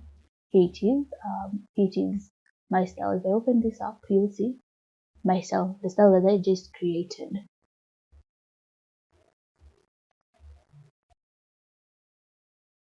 Before sharing a document, you'll want to make sure it doesn't include any information you want to keep private.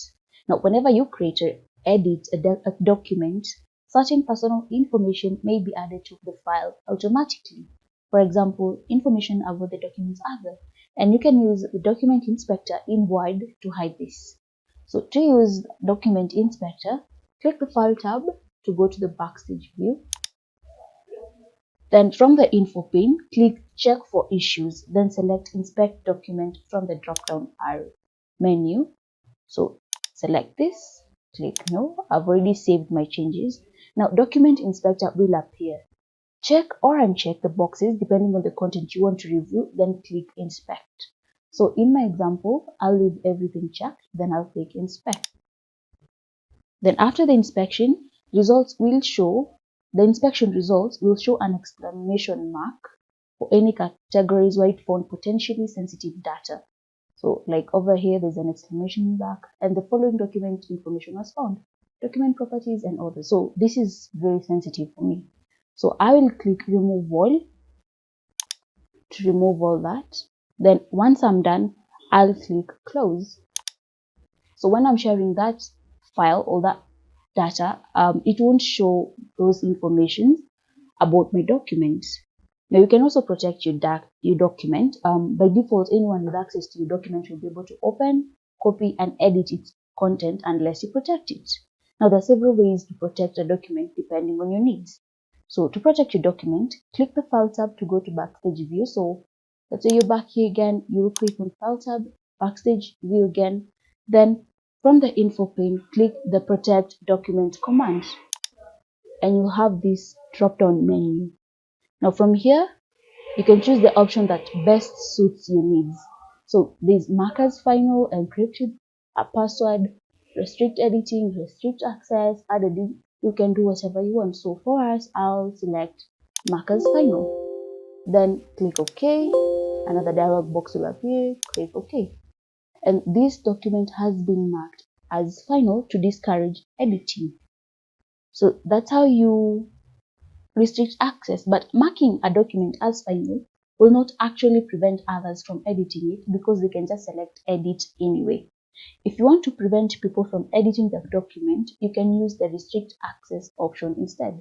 So if I come here down again, I can use this restrict access option and people won't be able to edit your documents.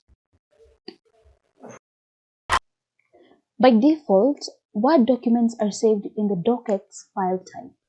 However, there may be times when you need to use another file type, such as a PDF or Word 97 2003. It's easy to export your document from Word to a variety of file types. So let's say you want to export this file as a PDF. Now to do this, go to the File tab, then click on Export. Select the Create PDF/XPS document.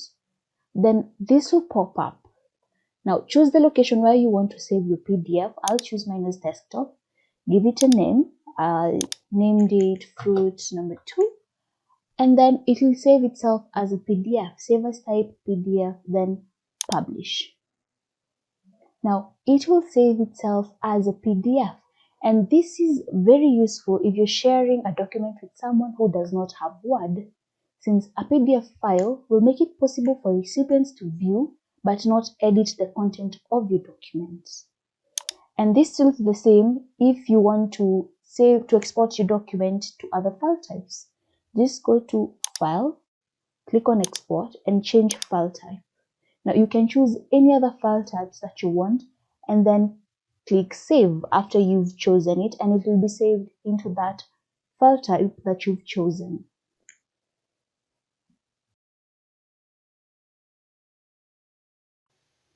SmartArt allows you to communicate information with graphics instead of just using text. So let me show how to insert a SmartArt graphic. Now place the insertion point in the document where you want to insert the SmartArt graphic. Then under Insert tab, select the SmartArt command. Then choose the category from the left, make a selection on the right, then click OK. And it will be added to your document. Now to add text to a SmartArt graphic, select the SmartArt graphic, then the text pane should appear on the left side. Then enter text next to each bullet. So I can start entering text from here, and here. Just enter any text, and then that's how you add text to a SmartArt graphic. Now you can add a new shape, so just place the insertion point after the desired bullet. So like I'm in the last shape, then click enter and a new shape will be added. If I click enter again, a new shape will be added. And to remove a shape, keep pressing the backspace until the bullet is deleted. So if I click on the backspace, I'll remove a shape. Backspace again, and that shape is removed. Let's look at organizing SmartArt from the Design tab.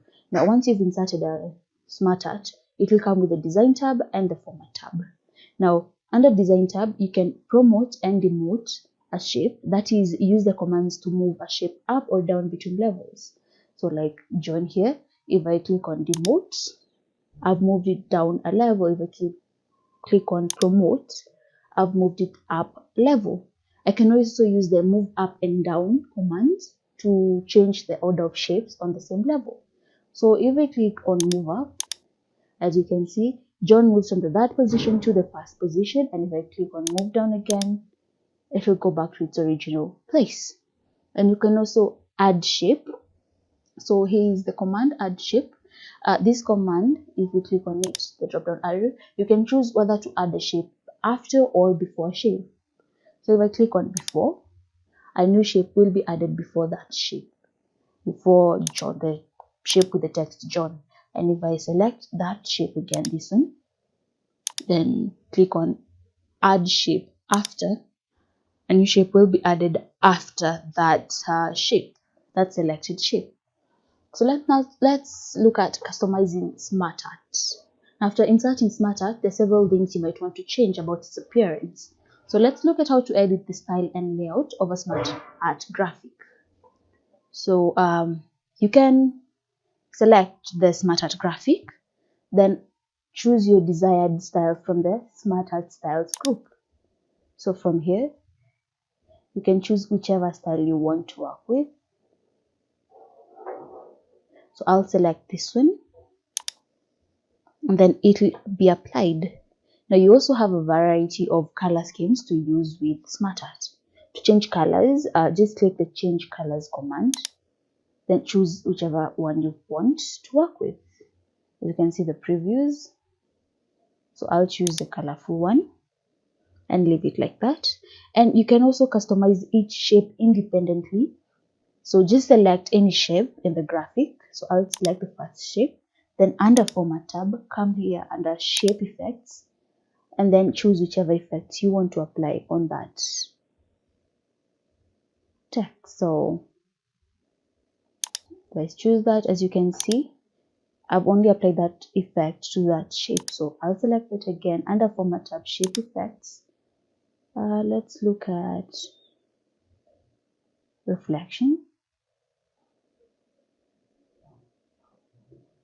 shadow.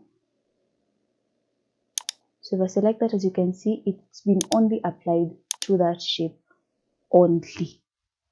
Now you can also change the SmartArt layout. So if you don't like the way your information is organized within a SmartArt, you can always change its layout to better fit your content. So from the Design tab, click the more drop down arrow in the Layout group. So from the Design tab, Layout group, more drop down arrow, then select whichever layout you want. I'll go with this one. This one looks funny. You can choose whichever one you want to. So I'll select that one, and as you can see, it's changed the layout. So the selected layout will appear, and if the new layout is too different from the original, some of your text may not appear. So before deciding on a new layout, check carefully to make sure no important information will be lost. But for me, it maintained the info, and that's okay.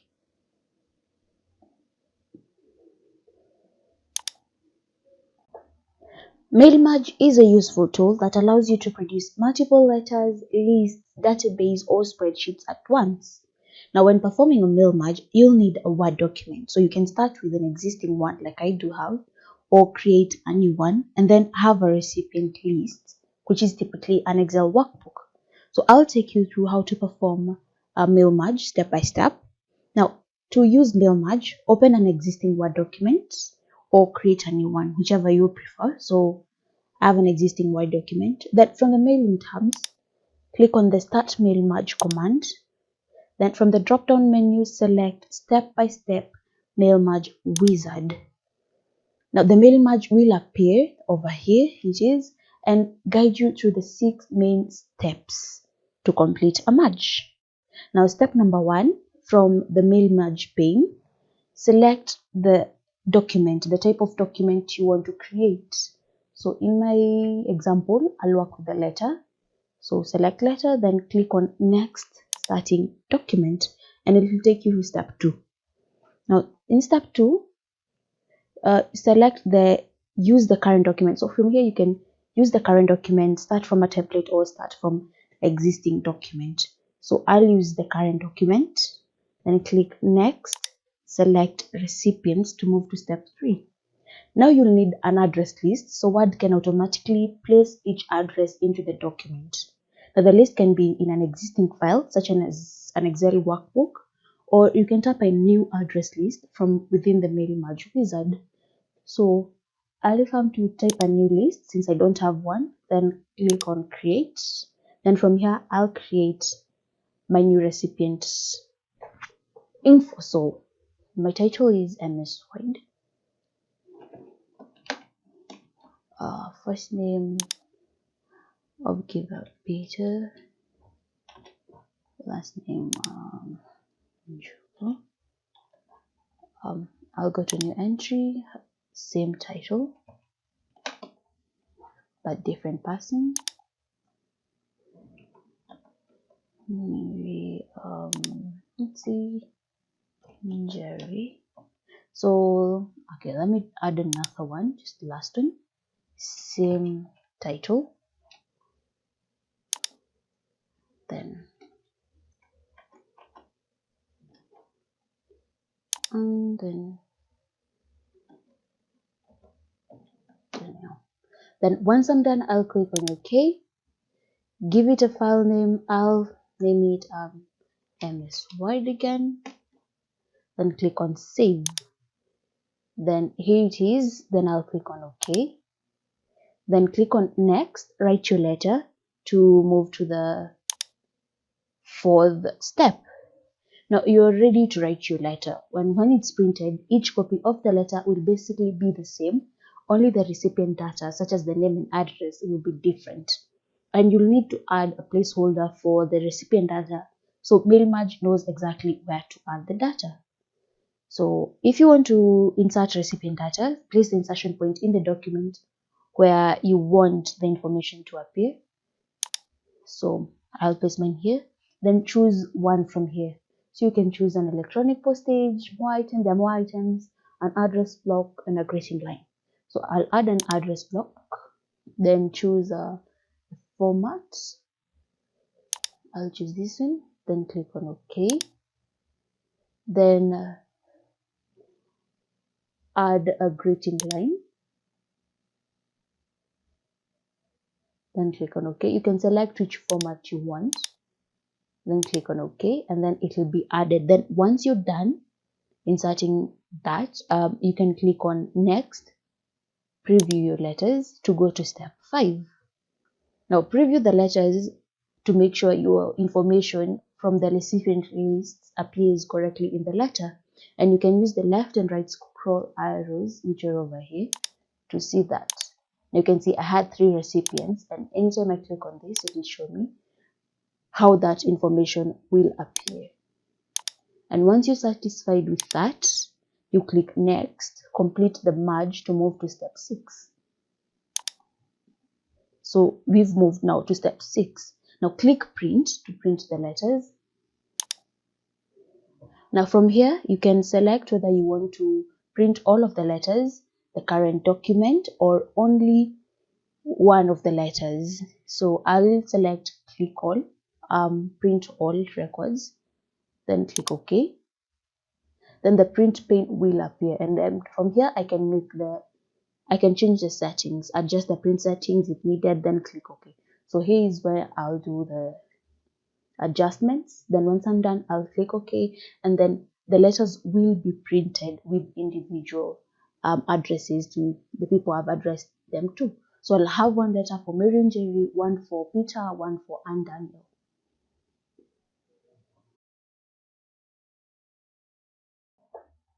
MailMerge is a useful tool that allows you to produce multiple letters, lists, database, or spreadsheets at once. Now, when performing a MailMerge, you'll need a Word document. So you can start with an existing one like I do have, or create a new one, and then have a recipient list, which is typically an Excel workbook. So I'll take you through how to perform a mail merge step by step. Now, to use mail merge, open an existing Word document or create a new one, whichever you prefer. So I have an existing Word document. Then from the mailing tabs, click on the Start Mail Merge command. Then from the drop-down menu, select Step-by-Step Mail Merge Wizard.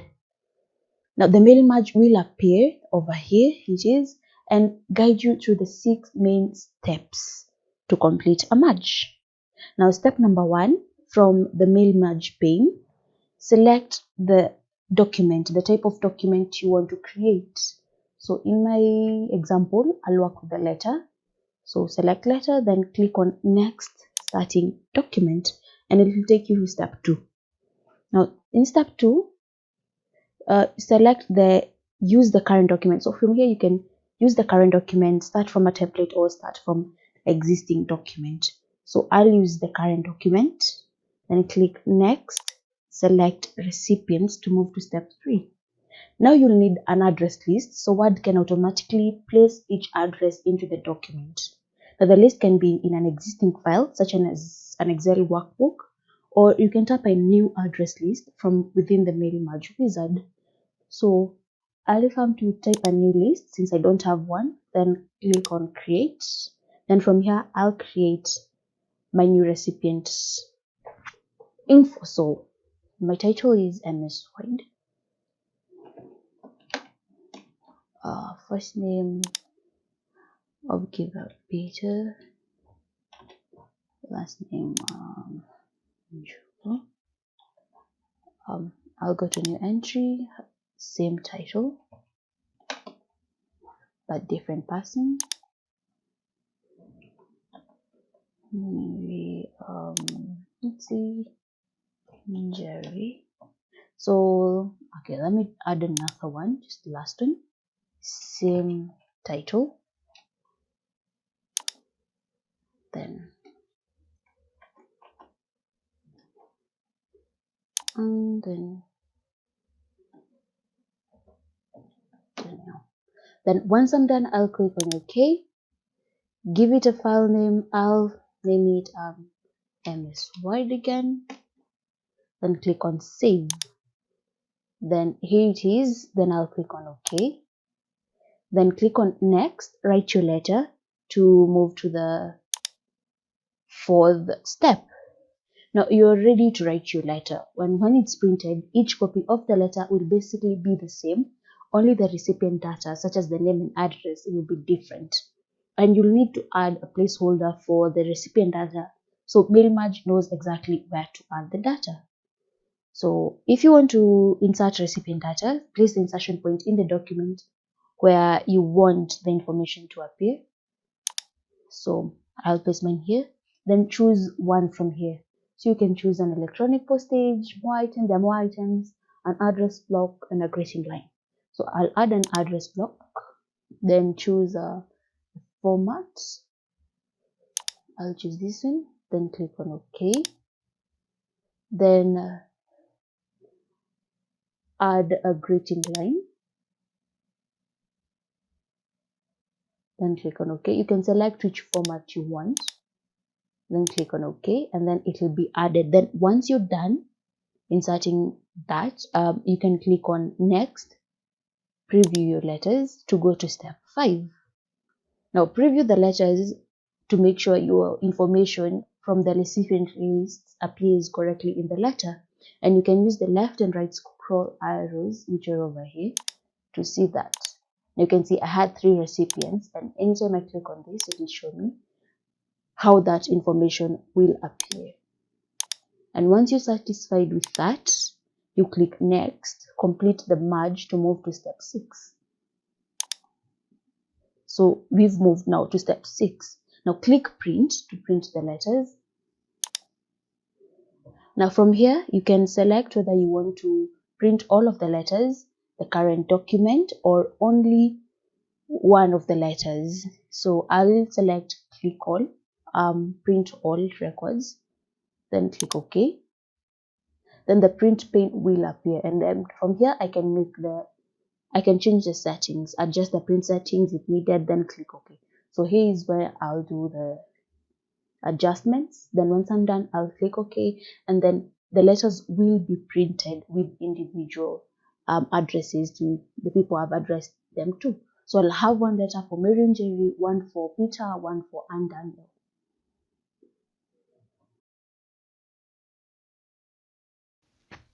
Word's Format Painter is a great time saver. It lets you copy text formatting and then apply it to other sections of text. Now to do this, select the text with the formatting that you want to copy. So this is the text that I want. Then click the Format Painter command under Home tab. Then go to the new text and just paint over it. And the new text will be formatted like the other one.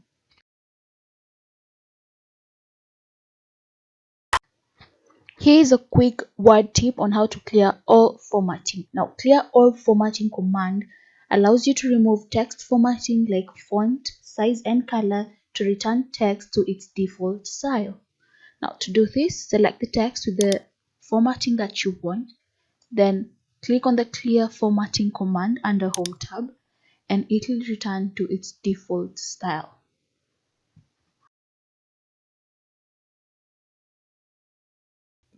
Here are some basic shortcuts for text formatting. Now, if you want to make your text bold, just select it, then press Ctrl B. If you want to italicize your text, select the text. So I'll select this text from here, then press Ctrl I, and your text will be italicized. And if you want to underline your text again, just select the text, then press Ctrl U. If you want to undo any of these commands, you can still select text again. Then now I want to remove the underline, so I'll press Ctrl U. If you want to remove the italics, it's Ctrl I, and for the bold, it's Ctrl B.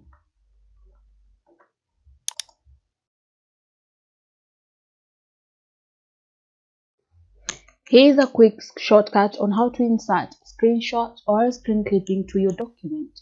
Now navigate to the Insert tab, then click on the Screenshot command, and it will show you all the available windows open, and then you can select the one that you want to add to your document.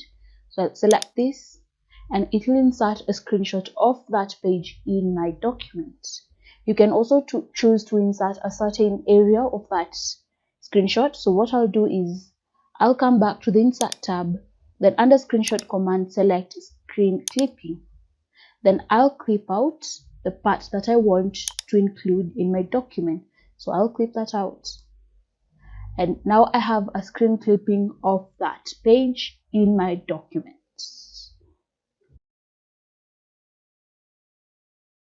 Here's a quick wide tip on how to insert numbers or bullets in your lists.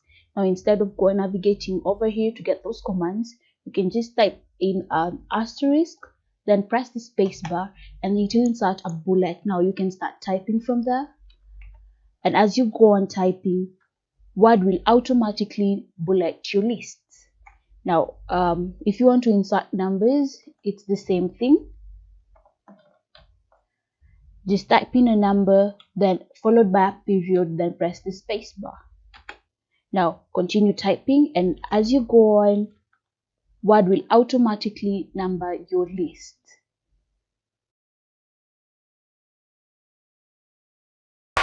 After closing and reopening a long document, searching for the place where you left off can be annoying. Now with a simple keyboard shortcut, you can return to the exact spot of your last edit. Just press Shift F5, and then it will take you to where you made the last edit. Now for me, this is where I made the last edit. Then you can continue editing.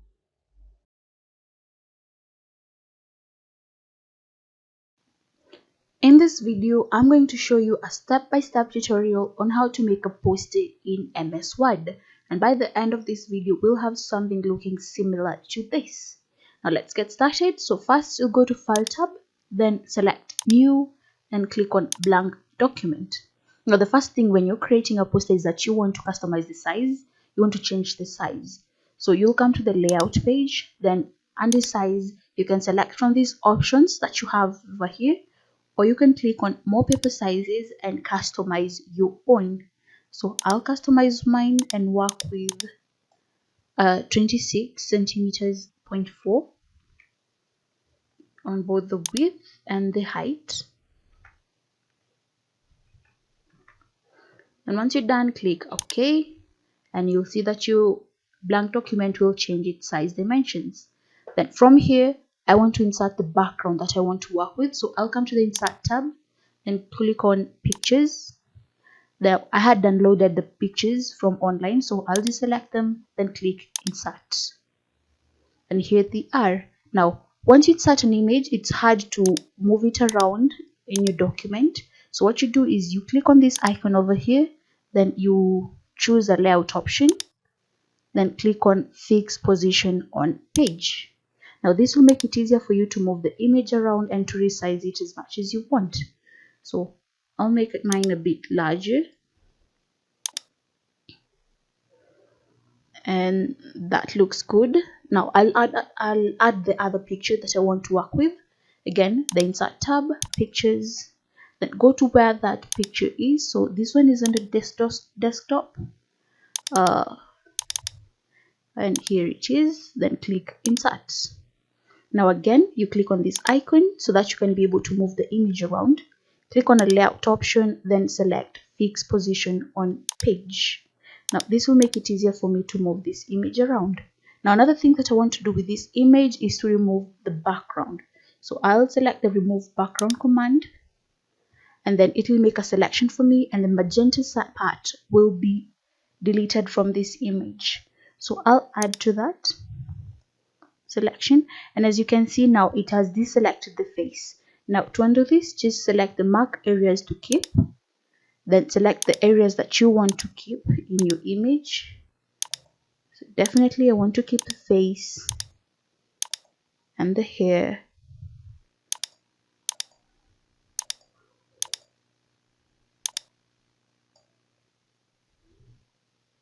something like that. Now this looks better. Then once you've made the selection, click Keep Changes. Now here you have my image without the background. You can resize it if you want, then position it where you want it. So I'll have mine over here. Now once that is done, I want to add a shape here. I want to work with the shape. So I'll come to the Insert tab, then click on the Shapes command, select the shape that I want to work with. So I want to work with a pentagon. Then I'll draw that out. Then I'll resize it. You can get as creative as you want with this. So that looks perfect for me. I'll make some adjustments to this side. Yeah, now that's perfect. Now I want to add another background to this shape. I don't want to work with the blue. I want to add another background. Now if you want to add an image to a shape, you come to the Shape Fill command, then select the Picture command. Now I want to work offline since I've already downloaded that image. Come to my downloads and select that image, click Insert. And as you can see, it will be inserted in your shape. Now from here, I want to add a goldish outline at the edge. So I'll click on the shape outline, select the color. This is the color that I want to go with. Then I want to add a little weight to it. I want to make it a bit thick. So I'll work with that. And there it is. It looks wonderful. Now I want to add text to this shape. So what you do is you come to the Insert tab and select Text Box. Then click on Draw Text Box. Then you'll drag out on the area where you want to make your writings. Now this text box will come with its own fill and outline, but I want to work with the background image. So I'll just select Shape Fill, then say I don't want a fill, and go to Shape Outline and say I don't want to work with an outline. So I'll select No Outline.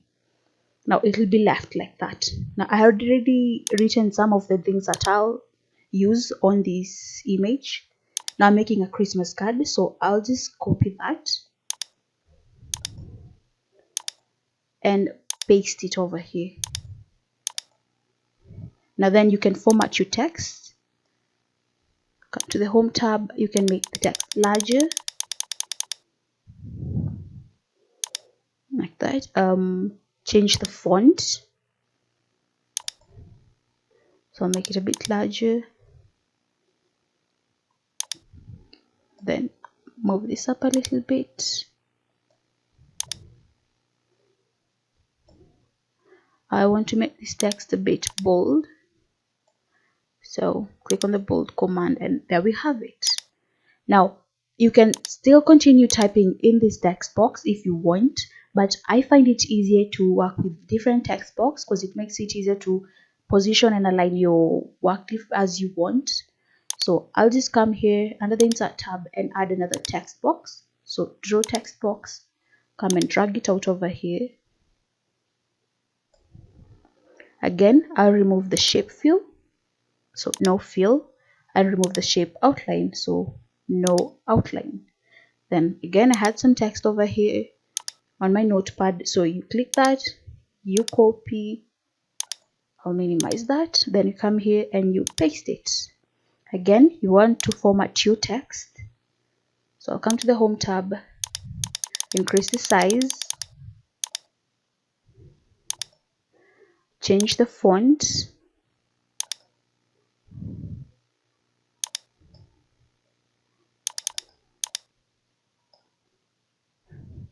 so I'll just undo that.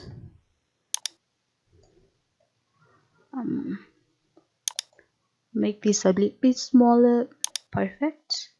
Now as you can see, it's easy for me to position this wherever I want without disrupting this. So I'll position it over here, and there we have it. Make this a little bit larger.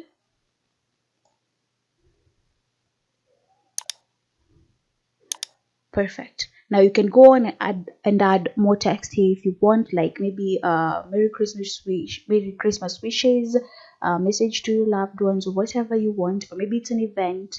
You can write your wordings over here. So all you have to do is come on to the insert tab, text box, draw text box, drag this out over here, then type whatever you want.